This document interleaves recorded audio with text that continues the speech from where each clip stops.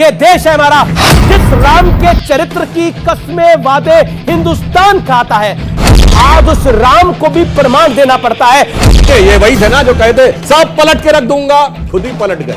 ये सारा जो तामझाम टंटा है वो इसी चीज का है। किसी तरह से करके हिंदू समाज में फांक लाओ। चातुर्वर्ण मया सृष्टम गुण कर्म विभाग्यशः। जो वर्ण व्यवस्था है उसमें रिफॉर्म होना चाहिए। नहीं, मैंने वर्ण व्यवस्था नहीं कहा।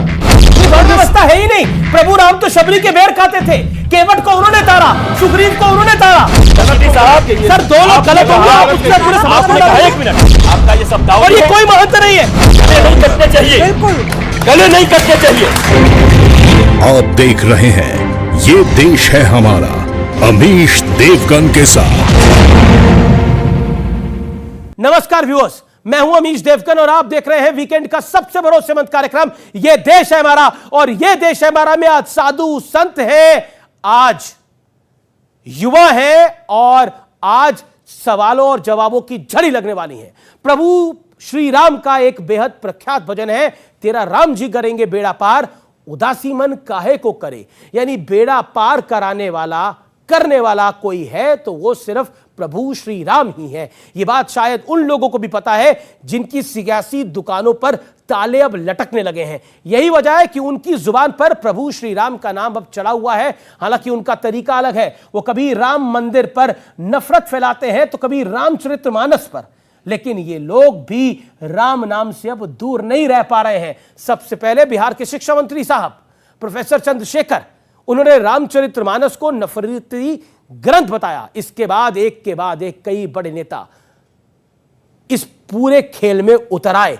आरोप लगाया गया कि रामचरितमानस में कुछ ऐसा लिखा है जो इसे समाज के एक वर्ग का बड़ा विरोधी साबित कर देता है। हालांकि इन दावों के पक्ष में इन तमाम नेताओं के पास ना कोई उचित तथ्य मिला, ना ही कोई ज्ञान, क्योंकि राम वो हैं जिन्होंने शबरी के झूठे बेर खाए, केवट को मित्र बनाया, सुग्रीव को न्याय दिलाया और विभीषण को लंका का राजा बनाया, यानी राजपाट तक सौंप दिया।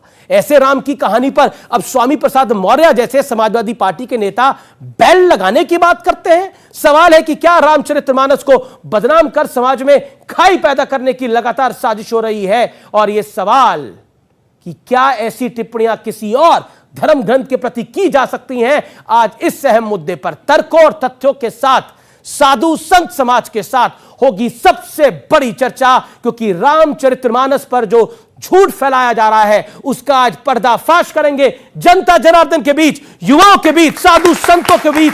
स्वागत है आपका वीकेंड के सबसे भरोसेमंद कार्यक्रम ये देश है हमारा में। राम सिया राम जय जय राम। सनातन का झंडा गाड़े रहिए, कायदे में रहेंगे तो फायदे में रहेंगे। जिस राम के स्पर्श मात्र से अहिल्या श्राप मुक्त हो गई, जिस राम ने स्नेहवश शबरी के जूठे बेर खुशी खुशी खा लिए, जिस राम ने बिना किसी भेदभाव के केवट को गले लगाया, आज उन्हीं राम की महान कहानी पर कलंक लगाने की कोशिश वाला घोर पाप हो रहा है। रामचरितमानस के कुछ अंश जिसमें जातियों को इंगित करते हुए, वर्ग विशेष को इंगित करते हुए अपमानजनक टिप्पणियां की गई हैं, उन अपमानजनक टिप्पणियों को प्रतिबंधित किया जाना चाहिए। रामचरितमानस में कुछ जो पंक्तियां हैं वो अपमानजनक हैं, जिससे दलित पिछड़े आदिवासी समाज के लोगों की भावनाएं आहत होती हैं। या तो उन पंक्तियों को हटा दिया जाए रामचरितमानस से, या रामचरितमानस को पूरी तरीके से बैन कर दिया जाए। नीच जाति के लोग शिक्षा ग्रहण करके जहरीला हो जाते हैं, जैसा कि सांप दूध पीने के बाद होता है। इसी चीज को कोट करके बाबा साहब अम्बेडकर ने दुनिया के लोगों को बताया, ये जो ग्रंथ हैं नफरत को बोने वाले, एक युग में मनुस्मृति, दूसरे युग में रामचरितमानस और तीसरे युग में गुरु गोवलकर का बंच ऑफ थॉट, ये दुनिया को हमारे देश को, समाज को नफरत में बांटती है। ढोल गवार शूद्र पशु नारी सकल ताड़ना के अधिकारी। रामचरितमानस की ये वही चौपाई है जिसकी दहाड़े गलत व्याख्या कर जहर फैलाया जा रहा है। इनकी ब्रेन मैपिंग कराई जाए और इनके ब्रेन के उस ट्यूमर को निकाला जाए जिसके कोने में कहीं ना कहीं जो है हिंदू द्रोह पनप रहा है। इनको पता है कि हमारे यहाँ कोई सरतन से जुदा गैंग नहीं है, वहाँ इनकी बोलती बंद हो जाती है कि उनको पता है कि बोलते के साथ ही जवान काट ली जाएगी, बम विस्फोट से उड़ा दिए जाओगे। सवाल है कि क्या किसी और धार्मिक ग्रंथ के साथ ऐसी छेड़छाड़ की हिमाकत कोई कर सकता है? सवाल यह भी कि रामचरितमानस के प्रति ऐसी घृणा फैलाकर क्या किसी राजनीतिक साधना की सिद्धि वाली कोशिश हो रही है? जोरदार तालियों के साथ स्वागत करिए। और मेरे साथ एक खास मेहमानों की लिस्ट है आज बात करने के लिए। सबसे पहले doctor Sudhanshu Trivedi. Doctor Sudhanshu Trivedi Bharatiya Janata party के ओजस्वी प्रवक्ता हैं, राज्यसभा के सांसद हैं, साथ ही सनातन धर्म के ज्ञाता भी हैं। आपका अभिनंदन है। मेरे साथ सुब्राष्ट्रा जुड़ रही हैं, उनका अभिनंदन है, जो कि जानी मानी लेखिका है, मॉडर्न इंडिया को रिप्रेजेंट करती हैं। मेरे साथ स्वामी दीपांकर है, आध्यात्मिक गुरु हैं, उनका अभिनंदन है। मेरे साथ इस चर्चा में दिनेश दास है, जो कि पादरी हैं, उनका स्वागत है। मेरे साथ इस चर्चा में शोहेब जमाई है, राजनीति में भी रुचि रखते हैं और मुस्लिम विषयों में भी प्रखरता से अपनी बात को रखते हैं। मेरे साथ मौलाना साजिद रशीदी हैं, उनका अभिनंदन है। मेरे साथ रित्वेश्वर जी महाराज हैं, सदगुरु, उनका अभिनंदन है। तो आप तमाम लोगों का स्वागत है। लेकिन आखिरकार डॉक्टर सुधांशु त्रिवेदी, इस चर्चा की शुरुआत में आपसे करता हूं, आखिरकार यह शुरू क्यों हुआ? एक वर्ग का कहना है कि यह खाई पैदा करने की एक बड़ी कोशिश है साल 2024 के चुनाव से पहले। देखिए, पहली बात तो यह है कि विचित्र बात है कि जो लोग राजनैतिक हैं वो धार्मिक विषयों पर टिप्पणी करते हैं, जबकि सबको अपने अपने विषय के ऊपर अपनी मर्यादा के अनुसार टिप्पणी करनी चाहिए। मैं विनम्रता से कहता हूं, क्या मुस्लिम समाज में मौलवी, मुफ्ती, बारी, इनके अलावा किसी की हैसियत है कि वो बोल दे? या क्रिश्चियनिटी में आर्क बिशप, कार्डिनल, फादर, इसके अलावा किसी की हैसियत है बोल दे? यहां बोलते हैं तो साफ हो जाता, राजनीतिक उद्देश्य से बोल रहे हैं, कोई सामाजिक सांस्कृतिक उद्देश्य नहीं है। राजनीतिक कारण यह है कि जब जातियों में विभाजित हिंदू समाज में एकता दिखने लगे तो काल नेमी की तरह बहुत से लोग आ जाते हैं कि राम का काज पूरा नहीं होना चाहिए, बिखराव दिखाई पड़ना चाहिए। शोहेब जमाई, आरजेडी के एक मंत्री ने इस प्रथा को शुरू किया रामचरितमानस को पर दोषारोपण करने का, और वो प्रथा इतनी बढ़ गई कि समाजवादी पार्टी के नेता कह रहे हैं कि रामचरितमानस जैसे पवित्र ग्रंथ को बैन कर देना चाहिए। ये मैं नहीं कह रहा, उनकी बाइट को मैंने सुनाया। क्या कहना चाहते हैं? 50 सेकंड आपके। मेरा मानना यह है कि मुस्लिम समाज के किसी भी व्यक्ति को जो प्रमुखता से टेलीविजन चैनल पर देखते हैं, इस पर किसी तरह का कमेंट करने की जरूरत नहीं है। बल्कि मैं ये समझता हूं कि जब संदर्भ की बात होती, मैं अभी सुधांशु जी से यही डिस्कस कर रहा था कि जिस चौपाए का जिक्र है सकल ताड़ना के अधिकारी है, कि वो जो संदर्भ है, तो अगर यहाँ संदर्भ है तो इसी बात को आपको समझना पड़ेगा कि जब कई प्रवक्ता जब यहाँ पे टेलीविजन पे आकर के कुरान की व्याख्या कर देते हैं बिना कुछ जाने, अज्ञानता में, और बिना संदर्भ के वो कह देते हैं कि देखो जी ये तो कुरान में काफिर के बारे में लिखा है, जबकि हम कहे कि भाई संदर्भ भी समझिए कि एक जंग हो रही है और वहां पे ये कहा गया कि उस पॉइंट पर आपने जंग लड़नी। जैसे अर्जुन, श्री कृष्ण ने अर्जुन को उपदेश दिया कि भाई आप जंग में यहां से अपने चचेरे भाई के खिलाफ भी लड़े, ठीक उसी तरह कुरान में ईश्वर की वाणी की तरफ से एक संदर्भ में कहा गया कि वहां पे लड़े। इसका मतलब ये नहीं है कि मुसलमान सब जगह ये कर। तो इसलिए जब आप इस कुरान हो, पवित्र कुरान हो या पवित्र रामचरितमानस हो, इसके किसी का जिक्र करते हैं तो उस संदर्भ में समझना जरूरी है। और इसलिए मैंने कहा कि जैसे सुधांशु जी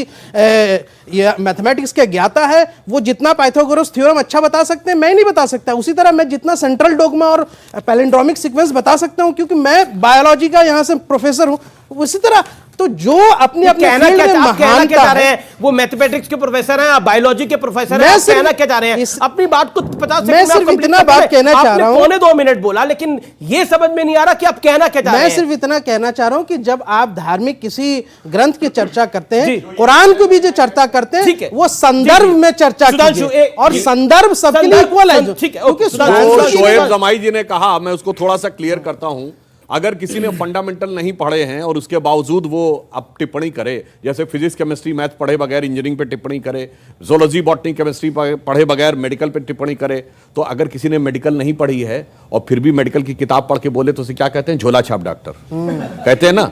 ये सब झोला छाप डॉक्टर हैं जो टिप्पणियां कर रहे हैं राजनीतिक नेता लोग। मैं चुनौती से कहता हूं, इसने किसी ने धार्मिक गुरुकुल में शिक्षा ली है? नहीं। किसी ने वैदिक गुरुकुल में शिक्षा ली है? नहीं। किसी ने पूरी रामचरितमानस पढ़ी है? नहीं। सुधांशु, मैं कोट करता हूं स्वामी प्रसाद मौर्य को, रामचरितमानस में सब बकवास है, किताब पर लगे बैन, स्वामी प्रसाद मौर्य कहते हैं। समाजवादी पार्टी के ब्रजेश प्रजापति कहते हैं कि रामचरितमानस में कुछ आपत्तिजनक पंक्तियां हैं, रामचरितमानस पर अब बैन लगा देना चाहिए। यह वक्त आ चुका है कि रामचरितमानस पर बैन लगा देना चाहिए, यह हिंदुस्तान में कहा जा रहा है। देखिए, एक बहुत बड़ी समस्या है कि हिंदू धर्म के बारे में कोई किसी भी प्रकार का बोलने की टिप्पणी करता, और जहां तक स्वामी प्रसाद मौर्य जी की बात है, जो अब कहीं के नहीं रह गए, ना घर के रह गए, ना घाट के रह गए। पर वो सपा में है अभी? नहीं, समाजवादी पार्टी में है। यही वही राम, सुनिए, ये वही थे ना जो कहते, अरे जिधर मैं खड़ा हो जाता हूं सरकार वही बनती है, सब पलट के रख दूंगा। खुद ही पलट गए, चुनावी हार गए और अपने परिवार को अपने साथ नहीं रख पाए। तो मुझे लग रहा है विक्षिप्तावस्था में दिया गया एक विक्षिप्त नेता के राजनीतिक बयान को बहुत गंभीरता से नहीं लेना चाहिए, क्योंकि तमाम प्रकार के ऐसे लोग हैं जो राजनीतिक बियाबान में बहुत दिनों तक आपके माननीय थे, वो बुरी तरीके से विक्षिप्त हो जाते हैं। तो ये उसी प्रकार का उनका दिया गया बयान है।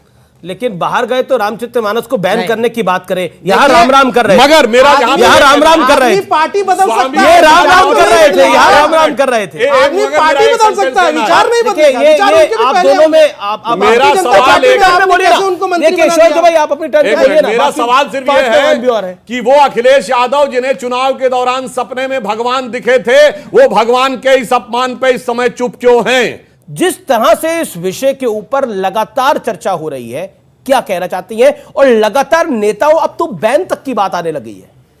पहले मैं जो वर्तमान संदर्भ है उसकी बात कर लूं और उसके बाद मैं जो इस डिबेट से जुड़ा जो प्रश्न है उस पर मैं आऊंगी।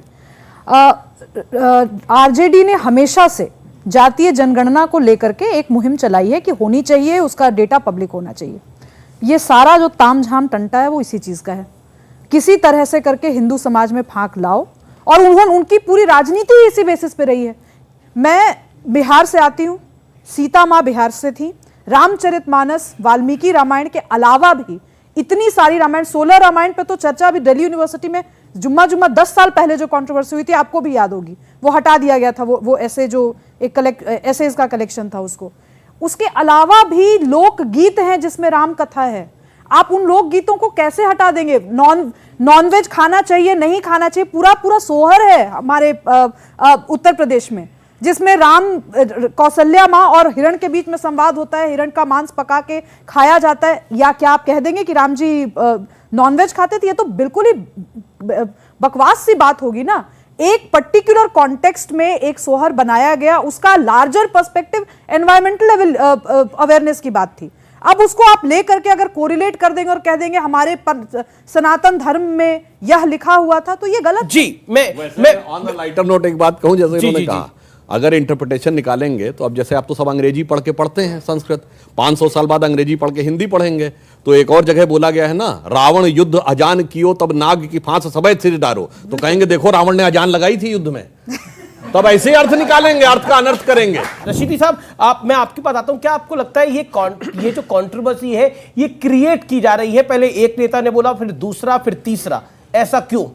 स्वामी प्रसाद मौर्य ने या मिनिस्टर ने जो भी बयान दिया, हम उसको कतई एक्सेप्ट नहीं कर सकते। आप समझ लीजिए इसी बात से कि हम रामायण का सम्मान करते हैं, और जो आदमी रामायण को इस तरह कहे, आप सुनिए, एक कहावत है, पेड़ लगाओगे बबूल का तो फूल कहां से पाओगे? कुरान में कहा है, वला तसुब्बुल लदीन यदूना मिन दूनिल्लाह, जो अल्लाह के अलावा दूसरे भगवानों को मानते हैं, किताबों को मानते हैं, उनको बुरा मत समझो, उनको अच्छा समझो।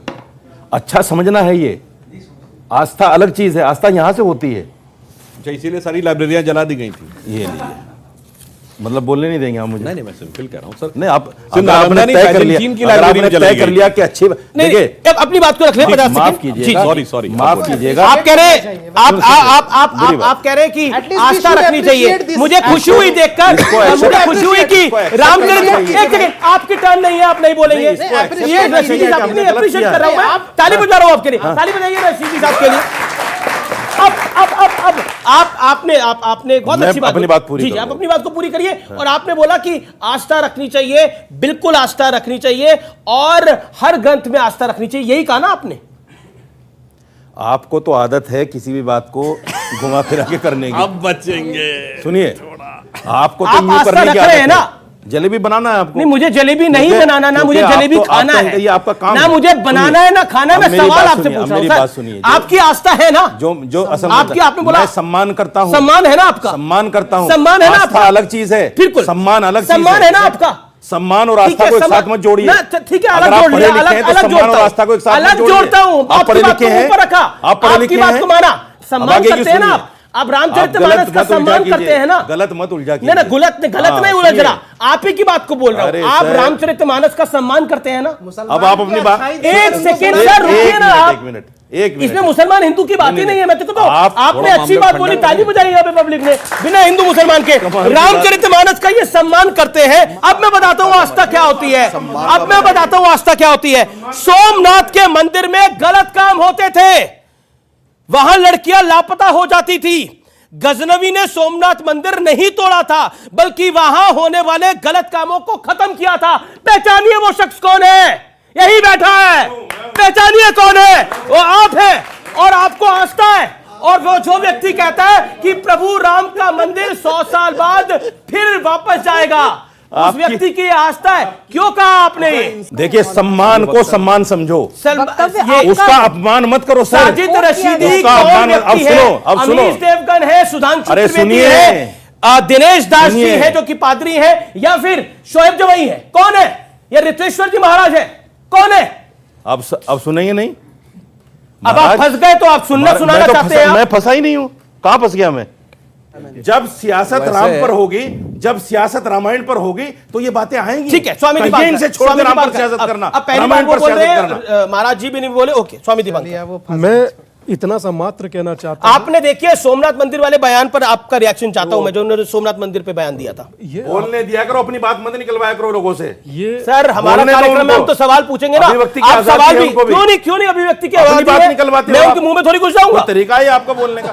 कमाल की बात करते हैं। ये बोलो आप, ये बोलो। मैं सवाल पूछ रहा हूं, उस पर जवाब दीजिए।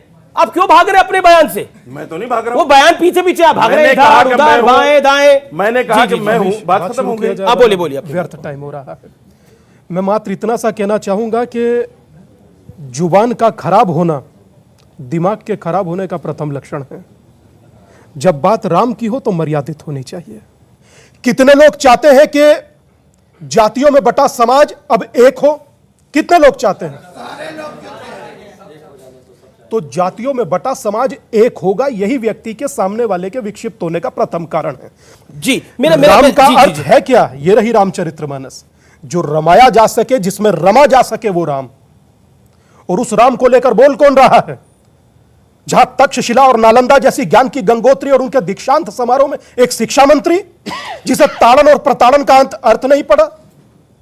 मगर मैं आप सबसे कहना चाहता हूं कि जब चर्चा धर्म की हो तब मुस्कुराना मत, वरना यही सामने बैठा समाज एक दिन आप पर हंसेगा। अपने धर्म को लेकर एक चीज हमेशा याद रखिए कि कंधे से ऊपर छाती नहीं होता और धर्म से बढ़कर जाति नहीं होता। जी आपने अपनी बात को रखा। अब मैं दिनेश जी के पास जाना चाहता हूं कि रामचरितमानस आज की बुक नहीं है जिस पर कोई आक्षेप किया जाए, कोई उंगली उठाई जाए। जितने इसके प्रति अपना द्वेष रखते हैं, वो उनकी अपनी एक ऐसी मानसिकता है जिसमें वो अपने आप को ऊपर लाना चाहते हैं। रामचरितमानस तो वो जहां थी वहां है। रितेश्वर जी महाराज जी, मैं एक आपसे सवाल ये पूछ रहा हूं कि आखिरकार ये बात अगर किसी और के ग्रंथ के लिए होती तो तूफान खड़ा हो जाता, लेकिन ये रामचरितमानस की को बैन करने को लेकर बात है और हम यहां पर चर्चा कर रहे हैं, उतना ही बस काफी है। ये जो स्वामी जी तथा कथित कलयुग के स्वामी जी ने जो प्रसाद दिया है अभी, ये चंद्रगुप्त मौर्य को भी शर्मिंदा कर रहे होंगे। पूरा नाम उनका मैं क्या लूं? ऐसे स्वामी जी का प्रसाद आया है कि ये पूरे रामचरितमानस को कहते हैं बैन कर दो। और मुझे पता है कि आज पूरी की पूरी हमारी जो भारतीय सभ्यता है, हमारी मुस्लिम कम्युनिटी है, हमारे जो क्रिश्चियन के यहाँ बैठे हुए हैं फादर, तो आज ये सारे लोग हमारे साथ होंगे। क्यों? क्योंकि धर्म ग्रंथ पर पहले भी सवाल उठते आए हैं, और अब अगर धर्म ग्रंथ पर किसी ने सवाल उठाया है तो कल अगर किसी के धर्म ग्रंथ में जिस पर सवालें उठती रहती हैं, अगर कुछ गड़बड़ी हुई तो दोबारा हम सवाल नहीं उठा सकते। इसलिए बहुत विराट रूप से इसके विषय में चर्चा करनी जरूरी है, नहीं तो कल एक बात गड़बड़ी हो जाएगी कि आप जिन चीजों को बदलना चाहते हैं आप बदल नहीं पाएंगे। अब मैं निवेदन करना चाहता हूं कि स्क्रीन पर चौपाई आए, जिस चौपाई को लेकर बहुत सारे विवाद हुए हैं। सुधांशु जी अगर आप यहां पे खड़े हो पाए, और क्या आपको लगता है, आइए सुधांशु जी आप इधर आइए, और मैं आपसे यह जानना चाहता हूं कि इस पूरे विषय को लेकर जो पॉलिटिक्स हो रही है या फिर इसको मिस इंटरप्रेट करने की कोशिश हो रही है, क्या कहना चाहते हैं आप? देखिए, पहले यह संदर्भ है, यह सुंदरकांड में है। यह जब समुद्र के किनारे भगवान खड़े होते हैं और वह ये कहते हैं 3 दिन के लिए समुद्र के लिए रास्ता छोड़ने के लिए कहते हैं। समुद्र रास्ता नहीं छोड़ता, हमारे यहां नहीं छोड़ता, बाकी कहीं छोड़ दिया हो तो अलग बात है, हमारे यहां नहीं छोड़ता। तो जब वो क्रोध में अपना शरसंधान करते हैं, समुद्र प्रकट होकर कहता है। इसमें सारी बात, यह अधिकारी शब्द का क्या अर्थ है? अधिकार तो प्रिविलेज होता है। अगर कोई यह कहे कि मेरा ताड़ना का अर्थ यहां पीटना है, तो एनीबडी विल से कि sir I getting beated is my privilege. तो such a type of illogical explanation. अधिकार का मतलब होता है मेरा विशेषाधिकार है, और यहां ताड़ने का अर्थ है गौर से देखना, नंग धलंग मलंग किसी को दूरबीन से ताड़ के देने वाला जब भी देता छप्पर फाड़ के। देवानंद की पिक्चर जाके देख लीजिएगा, ये खड़ा खड़ा बैठा कुछ नहीं करता, ताड़ता रहता आने जाने वालों को, बेकार लड़का है। यहां ताड़ने का अर्थ पीटना नहीं होता है। तो जब वो समुद्र प्रकट होता है तो वो कहता मेरी बात को गौर से सुनिए, ये मेरा अधिकार है, इसीलिए अधिकारी शब्द है। वरना अधिकार का पिटाई के साथ कोई कनेक्शन बता दे, इसीलिए मैंने कहा ये जो फंडामेंटल, मतलब एक मजाक में एक बात कहूं, जी। बचपन में जब मैं छोटा था जी, तो अक्सर आपने सुना होगा ना कि नाई लोग बड़े एक्सपर्ट होते हैं, तो एक आके मजाक में एक बात कहते थे कि साहब आपको तो भविष्य में हो सकता है ऐसे इंटरप्रिटेशन भी हो जाए। वो कहते थे मजाक में, साहब गुरु की महिमा आपको पता है कि जब तक भगवान नहीं मिलेंगे, जब तक गुरु कृपा ना हो, पर गुरु के नाई की कृपा आपको नहीं पता। उन्होंने कहा है, कहते जब तक गुरु का नाई कृपा नहीं करेगा गुरु की कृपा नहीं होगी। तो हमने कहा कैसे? हम लोग बहुत बच्चे थे तब सुना। तो उन्होंने कहा अरे गोस्वामी जी लिख गए, जय जय जय हनुमान गोसाई कृपा करो गुरुदेव के नाई।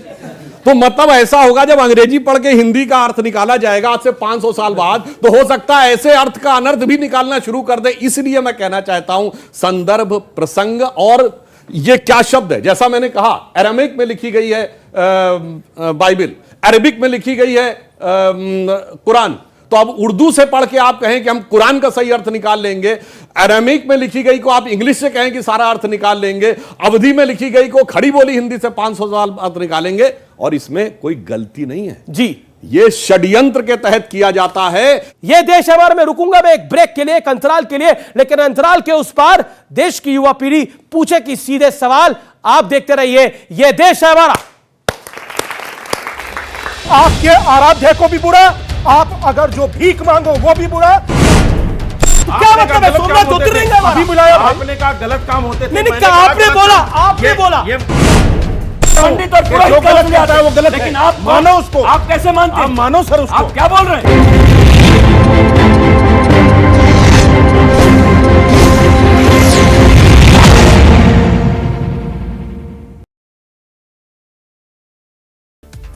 राष्ट्रपति भवन का मुगल गार्डन को अब अमृत भवन उद्यान कहा जाएगा। राष्ट्रपति द्रौपदी मुर्मू आज उद्यान उत्सव की शुरुआत करेंगे, जिसे आम लोग भी देख सकेंगे। कांग्रेस की भारत जोड़ो यात्रा के लिए आज बड़ा दिन है। आज दोपहर 12 बजे राहुल गांधी श्रीनगर के ऐतिहासिक लाल चौक पर तिरंगा फहराएंगे। इसके बाद 2 बजे वो पार्टी के प्रदेश कार्यालय में प्रेस कॉन्फ्रेंस करेंगे। मंत्री राजेंद्र गुड़ा ने महाभारत के अभिमन्यु से सचिन पायलट की तुलना की। कहा, अभिमन्यु चक्रव्यूह में घुसना जानता था और पायलट चक्रव्यूह तोड़ना जानता है। प्रदेश कांग्रेस ने हाथ से हाथ जोड़ो अभियान के तहत सोशल मीडिया विभाग में नियुक्तियां की, जिसमें 38 जिला संयोजक और 382 ब्लॉक संयोजकों की नियुक्ति हुई। सीनियर टीचर भर्ती के पेपर लीक की परीक्षा आज 2 पारियों में परीक्षा का आयोजन। सीनियर टीचर ग्रुप सी में विज्ञान और ग्रुप डी में संस्कृत गणित विषय का पेपर। ईरान में आए तेज भूकंप के झटकों में अब तक 7 लोगों की मौत हो गई, वहीं 440 लोग घायल हो गए। ईरान के खोई शहर में 5.9 तीव्रता का भूकंप आया।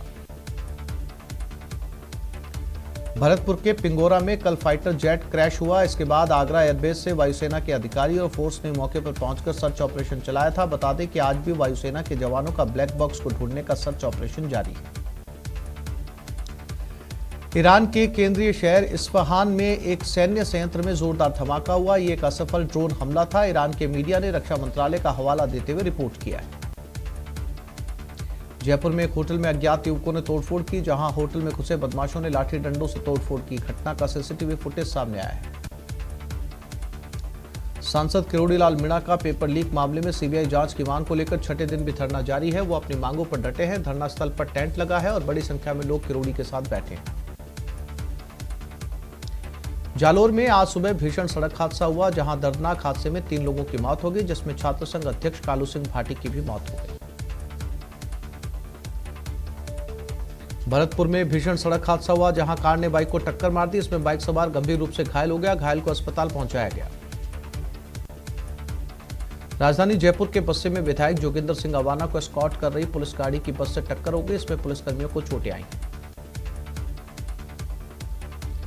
जैसलमेर में कार और रोडवेज बस की टक्कर हो गई। इसमें कार का अगला हिस्सा पूरी तरीके से क्षतिग्रस्त हो गया। वहीं हादसे में कार चालक गंभीर रूप से घायल हो गया। कार चालक को नींद आने से हादसा हुआ। राजधानी जयपुर में शराब माफियाओं में जेडीए का खौफ है। शराब माफिया ने रातों रात अवैध निर्माण तोड़ दिए। जेडीए ने अवैध शराब बनाने पर गोदाम मालिक को नोटिस दिया था। बारह में एसीबी को बड़ी कार्रवाई की है। एसीबी की टीम ने 8 साल पुराने मामले में फरार चल रहे आरोपी को गिरफ्तार किया है। डूंगरपुर जिले में आबकारी विभाग ने अवैध शराब के खिलाफ छापेमार कार्रवाई की। आबकारी विभाग ने आधा दर्जन गांव में कार्रवाई करते हुए हजारों लीटर महुआ वॉश को नष्ट किया है। श्रीगंगानगर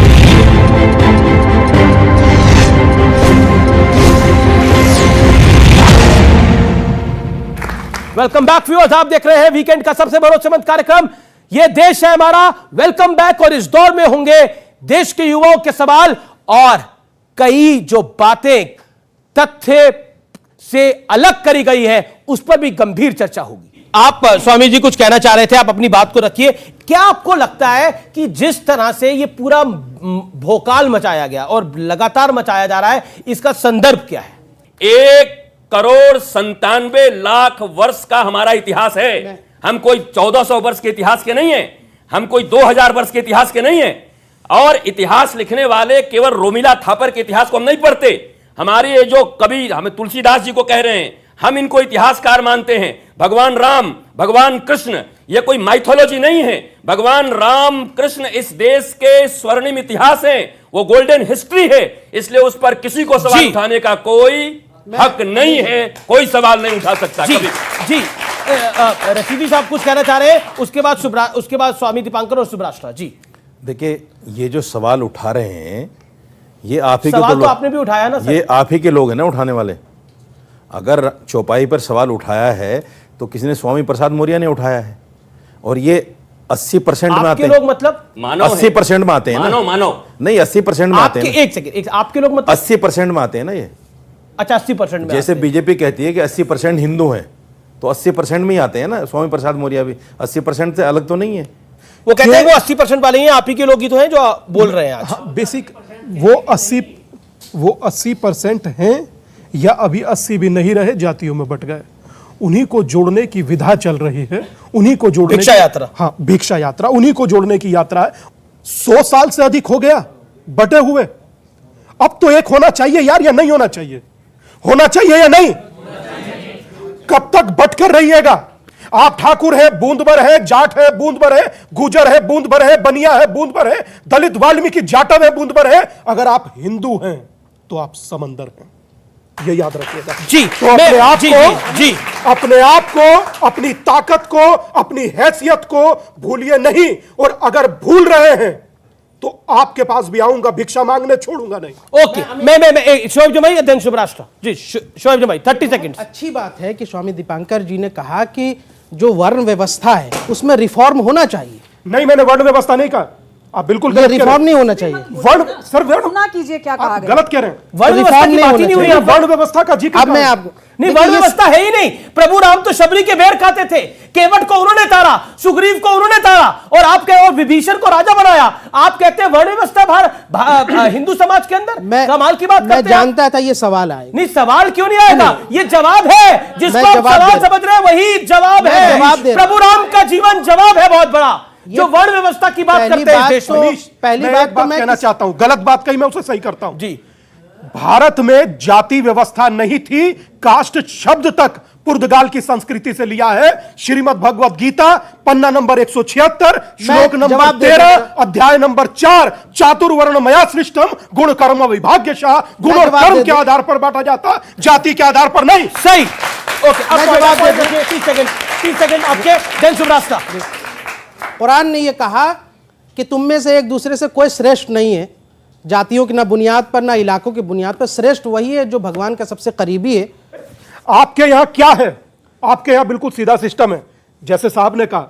आपके यहां भी शिया है, सुन्नी है, बरेलवी है, देवबंदी है, अहमदिया यही बात है। मगर उसके बाद कौन शोएब जमाई? मुस्लिम धर्म बोले इस्लाम, वो कौन बोले क्रिश्चियन धर्म मतलब ईसाइयत, हम कौन बोले ठाकुर जाट गुजर। उसी को जोड़ने की यात्रा ही भिक्षा यात्रा है। राम तेरे देश में आज ये हाल हो गया। जिस प्रभु राम ने शबरी के झूठे भेड़ खाए, जिस प्रभु राम ने केवट को मित्र बनाया, जिस प्रभु राम ने सुग्रीव को न्याय दिलाया, और जिस प्रभु राम ने विभीषण को लंका सौंप दी, आज उसके रामचरितमानस पर, जिस राम के चरित्र की कस्में वादे हिंदुस्तान खाता है, जिस राम का चित्र, उसका वर्णन भारत के संविधान में है, यानी जो बाबा साहब अंबेडकर ने लिखा, आज उस राम को भी प्रमाण देना पड़ता है। पहले मंदिर के लिए देना पड़ता था 50 साल पहले तक। 50 साल तक मंदिर के लिए प्रमाण दिया गया कि किस कमरे में भगवान राम पैदा हुए, अयोध्या भगवान राम की है कि नहीं है, इस पे प्रमाण देना पड़ा। आज रामचरितमानस को भी प्रमाण देना पड़ रहा है। सोच लीजिए ये देश किस और आगे बढ़ रहा है। इसके आगे मैं कुछ नहीं कहना चाहता। सुभराष्ट्र जवाब दीजिए। आमिष जी, 2-3 चीजें मुझे घोर आपत्ति है। शंबूक वध पर लोगों को चर्चा करनी है, लोगों को हिंदू समाज से वाद संवाद करना है, लेकिन मैं पूछना चाहती हूं, मैं सिर्फ सवाल पूछ रही हूं, क्या यही आजादी मुझे है कि मैं कुरान की आयतों से जो भी इंटरप्रिटेशंस निकले हैं और जो भी जीवन चरित्र रहा है, क्या उस पर सवाल उठाने का क्या अधिकार है मुझे? बिना मेरा सर कलम हुए क्या मैं सवाल पूछ सकती हूं? मैं आपसे जानना चाहती हूं। मैं शंबूक वध पर अगर ये नौटंकी की गई यहां पर कि हम रामचरितमानस का बड़ा सम्मान करते हैं। नहीं, मेरा निवेदन है। स्वामी जी, बोलने दीजिए। नोटंकी कहा जा रहा है, आप अपनी बात को रखिए। अपने टर्न में इनको मुझे जो गालियां देनी हो दे। मैं मैंने आपके नहीं मत दीजिएगा। बहुत महान व्यक्ति हैं आप, आपकी महानता दिख रही है। मगर आप सोमनाथ पे जो बयान दिया, बहुत महानता बयान दिया। नोटंकी मत कहिए। मैं कहूंगी, मैंने सम्मान किया, उनका अधिकार है वो। मेरा अभिव्यक्ति की आजादी बाबा साहेब अम्बेडकर के संविधान ने दी है मुझे। बाबा साहेब अम्बेडकर के संविधान ने मुझे आजादी, अभिव्यक्ति की आजादी दी है। आपको दिक्कत है, आप शरिया कानून लगाइए ना जहां, वहां नहीं बोल सकते तो नहीं बोलेंगे। यहाँ बोलूंगी मैं, यहाँ बोलूंगी, बोल ही रही हूँ। आप बोलने नहीं दे रहे। आपने बोला अभी जो 3 पॉइंट और बोलूंगी ना, और तिलमिलाहट होगी। शोएब भाई ने बोला शंभू वध की बात होनी चाहिए, तो उन्होंने बताया वो अपनी बात को रख रही है। उन्होंने भी बात रखा 5 मिनट, यहाँ पे अपनी बात को रखा 5 मिनट, अभी अपनी बात को रख रही है। मैं पूछ रही हूं, अगर इनको लगता है कि ये ज्यादती मामला है हिंदुओं का, जो कि अलग अलग रूपों में कहने को आया, आपके यहां दिक्कत है, 80% लोगों ने कहा, तो आप 3 लोग यहां क्या कर रहे हैं? जब 80% की बात है ना, हम 80% झेल लेंगे। हमारे यहां विरोध सिर्फ इतना ही नहीं है, मैं आपको बता दूं, मानस और राम के बीच में अगर बात बड़ी होगी, मैं पूछती हूं, राम बड़े या मानस? राम बड़े ना। राम पे तो किन किन लोगों ने सवाल नहीं उठाया। उस अयोध्यापति जब वापस आए तो अपनी प्रजा ने सवाल उठाया, और उसके बाद आज तक वो स्पष्टीकरण देना पड़ता है कि सीता जी ने जन्म कैसे दिया लव कुश को, और ये तमाम कहानियां हैं।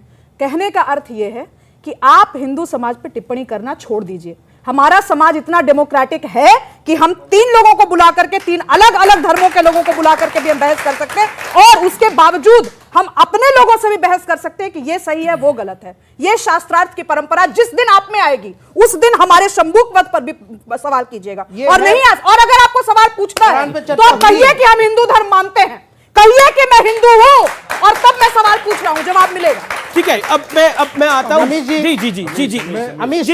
अब आपकी बारी नहीं है, अब बारी है साजिद रशीदी की। साजिद रशीदी जी, देखिए, आपने बोला कि आपको हर चीज का बहुत सम्मान है, लेकिन आप मुझे बताइए, सोमनाथ के मंदिर में गलत काम होते थे। आप इस तरह के बयान को देख के आपको लगता है कि, क्या आपको लगता नहीं है कि ये भी एक आस्था को ठेस पहुंचाना है? भगवान सोमनाथ का मंदिर ज्योतिर्लिंग है। 2-3 बातें सुन लीजिए। इस पर जो मैंने सवाल पूछा, इस पर जवाब दीजिए। बिल्कुल बोलूंगा जी। आपने अभी बोला कि भगवान राम ने शबरी के झूठे बेर खाए जी, मैं मानता हूं कि वो वक्त इतना ही बड़ा आदमी था, इतना ही बड़ा उसका चरित्र है कि मानना चाहिए, समझना चाहिए। लेकिन क्या सुनिए, आदमी नहीं है, सॉरी नहीं सॉरी, भगवान आपके लिए है, मेरे लिए भगवान नहीं है। उनको आप पुरुष नहीं मेरे लिए भगवान नहीं है, मर्यादा पुरुषोत्तम मेरे लिए भगवान नहीं है। नहीं है तो आप बहस मत कीजिए, चले जाइए। नहीं मानता, नहीं है तो बहस मत कीजिए, यहाँ मत रहिए। ऐसा लगता है नहीं आपने, मैं राम जी को भगवान नहीं मानता सर, नहीं मानता राम जी को भगवान। में आप लोगों को आना नहीं चाहिए। अभी आपने ये कहा कि उसका राम एक आदमी था, उसका ये घोर आपत्तिजनक बात है। सॉरी बोलता और हम जैसे लोग या हिंदुस्तान का कोई सॉरी बोलता हूं सर। आपने सॉरी बोला, हम स्वीकार करते हैं। कृपया ऐसी बातें न बोलिए। माफी ऐसे ही स्वीकार होनी चाहिए। 30 सेकंड में, मैं 30 सेकंड में अपनी बात करूं। सुनिए, माफी ऐसे ही स्वीकार होने चाहिए, जुलूस नहीं निकलने चाहिए। मैं एक बात कहना चाहता हूं जी, माफी ऐसे ही स्वीकार होनी चाहिए, ऐसे ही स्वीकार होनी चाहिए। बिल्कुल, गले नहीं कटने चाहिए, बिल्कुल गले नहीं कटने चाहिए। ऐसे खुले मुल्क पर माफी स्वीकार होना चाहिए। जी जी, बोला और माफी हो गई, अब क्षमा हो गया। जी जी, अब आपको लगता है, एक सेकेंड, अब आपको लगता है जो आपने सोमनाथ पर बयान दिया, क्योंकि वो बड़ा ज्योतिर्लिंग है और आपने, आपका गजनी से क्या लेना देना, आपका क्या मतलब उससे? ना आप उसके रिश्तेदार, ना आप 3 में ना 13 में, आप उसका साथ दे रहे हैं। आपको साथ देना है तो यहां पर आप कहते हैं ना कि आपके ये भाई बहन है, आप यही बोलते हैं ना, इनका साथ दीजिए, आप सोमनाथ का साथ दीजिए। आप कह रहे हैं वह गलत काम हो रहे हैं। कितने लोगों को ठेस पहुंची होगी? यहां पर इतने लोग यहां बैठे हैं, इधर लोग इधर बैठे हैं, कितने लोगों को ठेस पहुंची होगी? अच्छा ठीक है, आपका सवाल ये घुमा फिरा के करना वाजिब है, मगर मैंने कई इतिहासकारों को पढ़ा है। मैंने नीलवार भट्टाचार्य को पढ़ा है, रोमिला थापर को पढ़ा है, सोपाई गोपाल को पढ़ा है। सुनिए, कार्टून नहीं, दानिश कार्टून, फिर हम अगर उस पर चर्चा कर सकते हैं। अपनी बात मैंने जो पढ़ा है, मैंने सिर्फ ये कहा है कि वहां जो गलत कार्य महमूद गजनवी को बताए गए कि वहां औरतों के साथ क्या गलत होता था, उस गलती को लेकर महमूद गजनवी ने पहले जांच कराई अपने आदमियों को भेजकर, फिर उसके बाद में उसने हमला किया। औरंगजेब भी काशी विश्वनाथ को बचाने गया था आपके अनुसार, और गजनी भी बचाने गया था। हमारे मंदिर तोड़ दिए, मतलब हमारे क्या, आपके भी मंदिर ही हैं वो मंदिर तोड़ दिए। और उसके बाद आप कह रहे अरे बाबर तक समझा कि आपको बाबर के साथ कुछ प्यार होगा, लेकिन अब तो आप गजनवी और इनके साथ खड़े होने लग गए। ये तो बड़ी गलत बात है। सोमनाथ का मंदिर तोड़ा, बड़ी बौद्धिक बात की जा रही है कि आपके साथ दिक्कत क्या है कि आप उस बात को जो हाईलाइट हो सकती है उसको बार बार दोहराते हो। मैं सिर्फ इतना कहना चाहता हूं, मेरा मकसद ये नहीं है कि मंदिर तोड़ा तो गलत तोड़ा, मैंने ये नहीं कहा कि मंदिर तोड़ा तो सही तोड़ा, मैंने नहीं कहा। तो फिर क्यों बोला आपने ये स्टेटमेंट? क्यों दी? मैंने जो पढ़ा है वो मैंने बोला। ये स्टेटमेंट आपने क्यों दी फिर, कि ये स्टेटमेंट क्यों दी? सोमनाथ का मंदिर में गलत काम होते थे, आपके पास कौन सा प्रूफ था? जिंदा थे बापू जेल में क्यों है? राम रहीम जेल में क्यों है? कमाल की बात कर रहे हैं। गलत राम रहीम को सोमनाथ के मंदिर को कैसे मिला सकते हैं? गलत नहीं होते। राम रहीम के मंदिर सोमनाथ के मंदिर को कैसे मिला सकते हैं? ये क्या कह रहे हैं? कहां गए आप? कहां रहे हैं? गलत को गलत नहीं कहां रहे हैं? ये कहां रहे हैं? एक बात आप सबसे कहना चाहता हूं, सुनिए, बात कहां चल रही थी, कहां आ गई। देखा, मैं कसम से तुमसे पल्ला फैला कर कह रहा हूं, उस्ताद भीख मांग रहा हूं, एक हो जाओ वरना सब फंसोगे। क्यों नहीं मान रहे हो यार तुम लोग? कब तक जातियों में बटे रहोगे? यह तुम्हारे बटे होने का ही नाटक है कि आपके आराध्य को भी बुरा, आप अगर जो भीख मांगो वो भी बुरा, और अगर आप एक साथ नहीं आओगे तो भी बुरा। किसी ने आराध्य को बुरा नहीं, आप समझ रहे? किसी ने आराध्य क्या कहा इन्होंने अभी? बिल्कुल नहीं। ये राम रहीम के साथ किसी ने आराध्य को बुरा नहीं कहा। ये आम आदमी के साथ, मत करो, एक आम आदमी के साथ महादेव की तुलना कर रहे हैं, और फिर उसके बाद बैठकर राम रहीम के साथ आपने सोमनाथ अभी कहीं आपने कैसे मिला दिया? नहीं आपने तो क्या मतलब है? सोमनाथ ज्योतिर्लिंग है, अभी मिलाया। आपने कहा गलत काम होते थे, नहीं आपने बोला, ये मेहनत करते हैं, आपने बोला।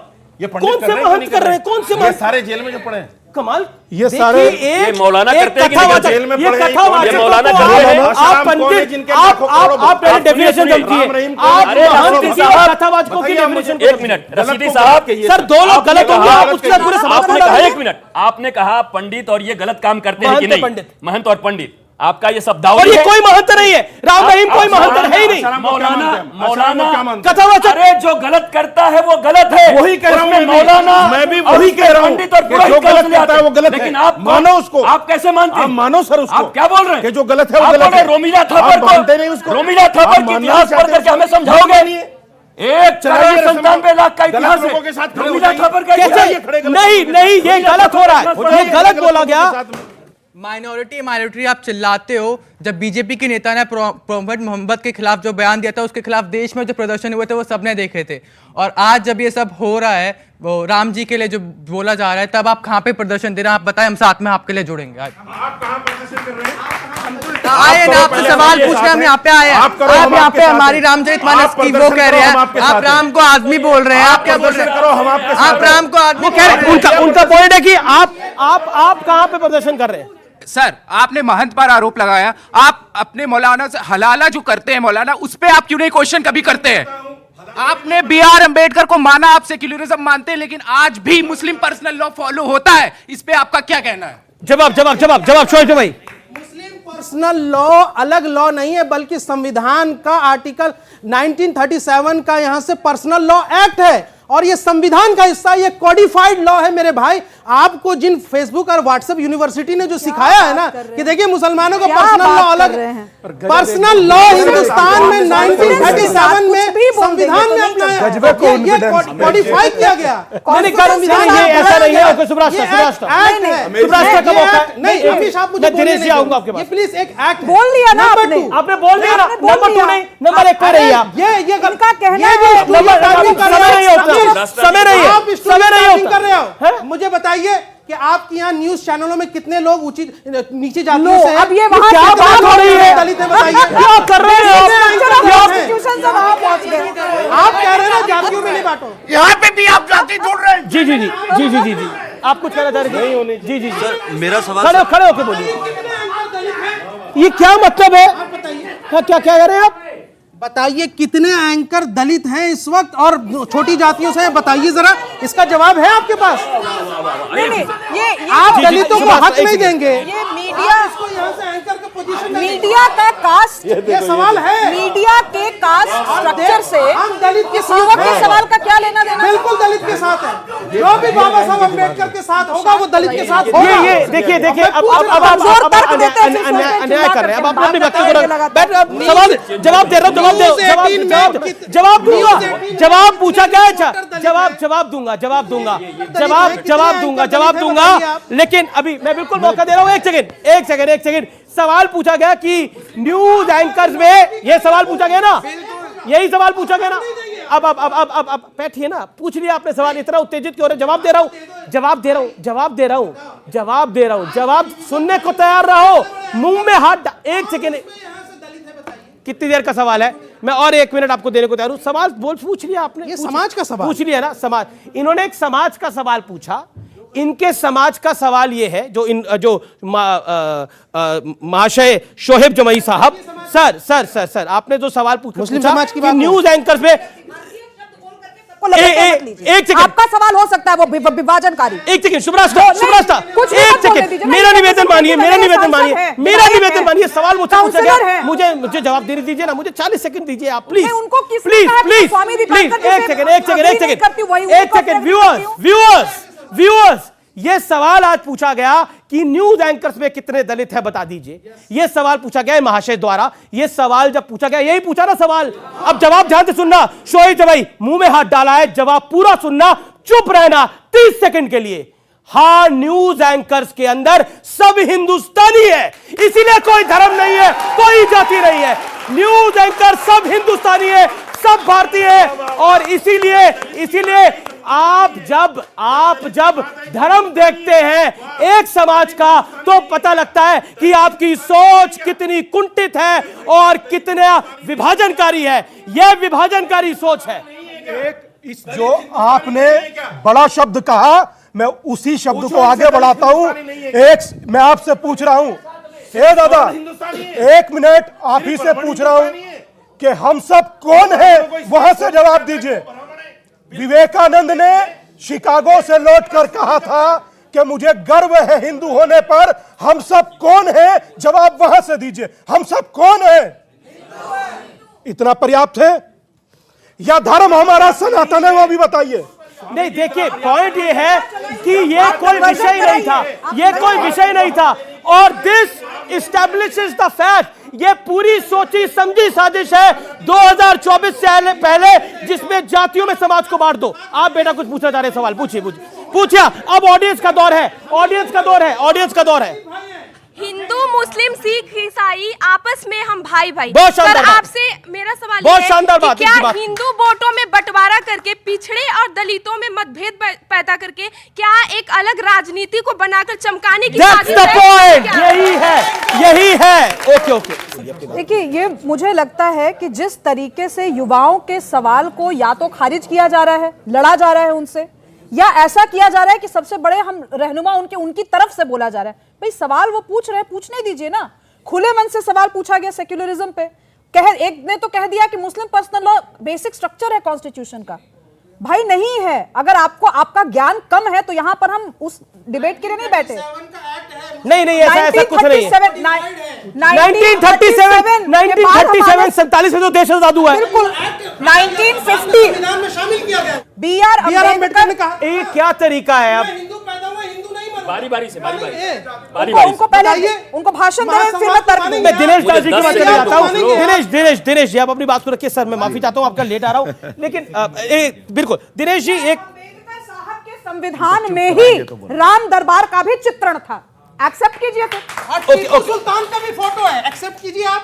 बस हमने कभी ऐसा नहीं है कि नहीं किया, कर लिया एक्सेप्ट किया ना। नहीं, टीपू सुल्तान क्यों नहीं बोलेंगे? बिल्कुल कहेंगे। जब आप राम जी पर सवाल उठा सकते हैं, टीपू पे सवाल नहीं उठा सकते। अरे हम डेमोक्रेसी है, टीपू फ्रीडम ऑफ एक्सप्रेशन है हमारे पास। एक पॉइंट में कह रहा हूं। प्रभु राम आराध्य है, टीपू सुल्तान आराध्य है क्या? टीपू सुल्तान आराध्य है क्या? कमाल की बात है। आप टीपू सुल्तान और राम जी की तुलना कर रहे हो बॉस। कोई तुलना नहीं हो रही। जी। अब दिनेश दास जी कुछ कहना चाहते हैं। सर आप अपनी बात को रखिए, मैं माफी चाहता हूं, मैं आपके पास लेट आ रहा हूं, लेकिन आपने जो शुरुआत में बात बोली थी, वही मेरा पॉइंट है आपसे। जो आपने शुरुआत में बात बोली थी कि दिस इज ऑल पॉलिटिक्स, और वही स्टैब्लिश हो रहा है जो यहाँ पे स्टूडेंट से भी बोला। बोलिए आप अपनी बात को। सर पहले बात तो मैं ये कहना चाहता हूं अमीश जी, बहुत देर से मैं बड़ा शर्मसार हो रहा हूं।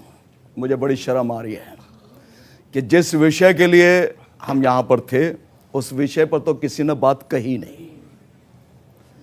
बस एक दूसरे पर टीका टिप्पणी कर रहे हैं और एक दूसरे को अलग करने का प्रयास कर रहे हैं। आपने अलग अलग बिठाया, अलग अलग हो गए। ये 3 इधर हो गए, वो 3 उधर हो गए। और स्वामी जी ने इस बात को स्थापित करने का पूरा प्रयास किया कि अलग हैं। मेरी बहन ने बिल्कुल स्थापित किया कि आप 3 बैठे हैं, क्यों बैठे हैं। नहीं, कभी नहीं बोला मैंने। 1 मिनट बोला भी। नहीं, YouTube पे वीडियोस आएंगे, आप प्लीज बताइएगा। रिकॉर्डिंग अभी की बात है। अलग है या मेरे को बोलने देंगे तो मैं बोलूंगा, नहीं तो नहीं बोलूंगा। मैंने कहा कि अलग है ये 3 मामला खुद सॉल्व कर लेंगे। अलग हम हिंदू अपना मामला सॉल्व कर लेंगे, आप बीच में ना बोलिए। वो बोला आप अलग है। संदर्भ एग्जैक्टली जो मैं अभी भी कह रही हूं। मेरी बात मेरे को तो बोलने दीजिए। अरे यार, आपका नाम दिनेश दास है क्या? मेरे को बोलने दीजिए। एक मिनट बेटा, मेरे को बोलना। जी सर बोलिए आप। हमारी चर्चा का विषय तो ये था कि राम तेरे देश में। जो लोग बोल रहे हैं, हमें उन पर बात करनी चाहिए थी। हम कहां से कहां भटक करके और कहां चले गए। यही हमारी आस्था को ठेस पहुंचाती है कि हम भटक जाते हैं। आपने बड़ी अच्छी बात कही अमीश जी कि श्री राम, प्रभु राम, वो तो सबरी को भी उसके झूठे खा लेते थे और काविट को भी उन्होंने गले लगा लिया। जी थोड़ा जल्दी। हाँ, छोटे में बोल रहा हूं। जी प्लीज। वो एक ऐसा युग था जहां प्रभु भी आम आदमी को अपने बराबरी का दर्जा देते थे।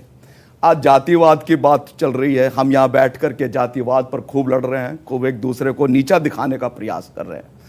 क्या ये जातिवाद हम लोगों का बनाया हुआ नहीं है? अभी हमारी बात हो रहा है, किसी को नीचा दिखाने का प्रयास नहीं हुआ। एक मिनट। हमारे देश के राष्ट्रपति का चुनाव हुआ, उनके लिए क्या शब्दों का प्रयोग किया गया कि हमने एक आदिवासी को बना दिया। हमारे कैबिनेट में इतने लोग दलित हैं, इतने ओबीसी हैं। कौन है ये लोग? फादर को एक मिनट फादर नहीं अपनी बात को रख ले। आपने 10 काफी लंबा बोला। मेरी बात तो आप ही की बात का समर्थन कर रही हूँ। आप ही की बात का समर्थन मेरी बहन बड़े हाथ जोड़ के नम्र निवेदन, उधर से ही सवाल आते हैं, कितने दलित एंकर हैं, तो बताना पड़ता ना, ब्यौरा देना पड़ता है। ये मिनिस्टर, ये एंकर। अरे वो बिल्कुल आपने सही कहा, वो तो दलित एंकर तक पूछने लग गए हैं कितने मीडिया में दलित हैं, इस ऑडियंस में दलित ढूंढने लग रहे हैं। सोचिए आप क्या कितनी मानसिकता कुंठित होती जा रही है।